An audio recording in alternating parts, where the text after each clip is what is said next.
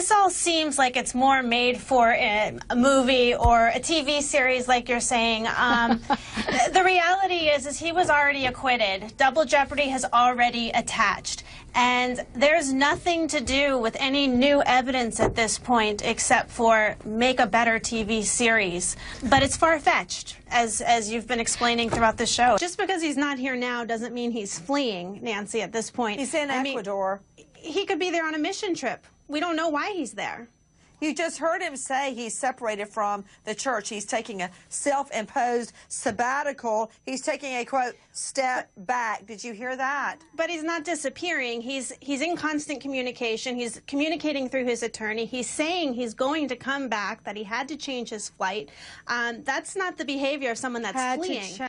Yeah, that's very possible that somebody followed her, and they should look into that missing evidence or fingerprints. The underlying elements of a hate crime is a crime. It's targeted against a specific group of people, and the motivation is hate. You're talking about a young man that went into a house of God and gunned down an entire segment of people. Voluntary intoxication is not a defense, and an insanity defense, in my opinion, is a red herring defense. Jodi Herring knew exactly what she was doing. She had a rap sheet of 10 prior convictions, and she went and intentionally laid in wait to kill the woman and laughed. This person in some way has to be connected to the killer. Must be connected.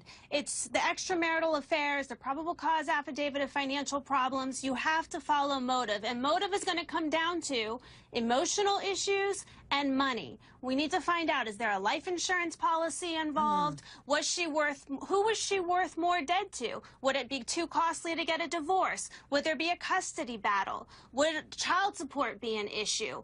He's claiming that he should have an expectation of privacy because he didn't know he was being taped. But then there's the legal issue of whether or not he should be entitled to privacy because he was engaging in what he thought was a private act, but in someone else's home. His argument's interesting because he thinks he's entitled to privacy, but hidden cameras are a common thing. Well, Nancy, I didn't know about that note, but seeing that note, I can still say there's a huge difference between, because I was speaking to his friend Jay Wild and whether or not he had motive to lie to cover up in order for him to get off. But that note, even if he said, I'm going to kill, people say that all the time. This isn't somebody that needs to be behind bars, Nancy. This is someone that needs psychiatric help. This is somebody that has a drug problem and needs his dad to console him. This isn't someone that needs to be behind bars like every other criminal. He's the vicious animal. He's the one that is the vicious attacker, not the dog.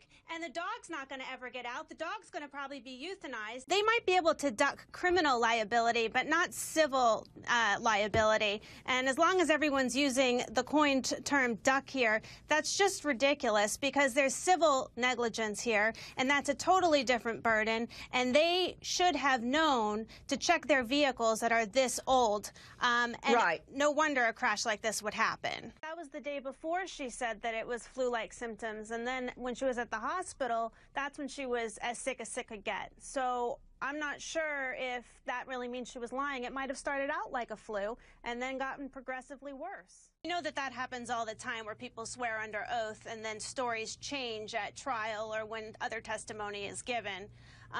You know, this is Charlie just being Charlie. He's getting angry, he's getting emotional, he's being explosive. That doesn't mean that he actually intended to kill her. That means that he is on a rant and rave, which is what Charlie Sheen does. I think that the only way to figure out who's guilty and who's not is to charge all of them so they start turning each other in and start flipping witnesses. And then we can work out a certain deal with the ones that aren't as guilty as the others. She has every right to defend herself in her house, but the moment they abandoned their intent, she had a duty to retreat.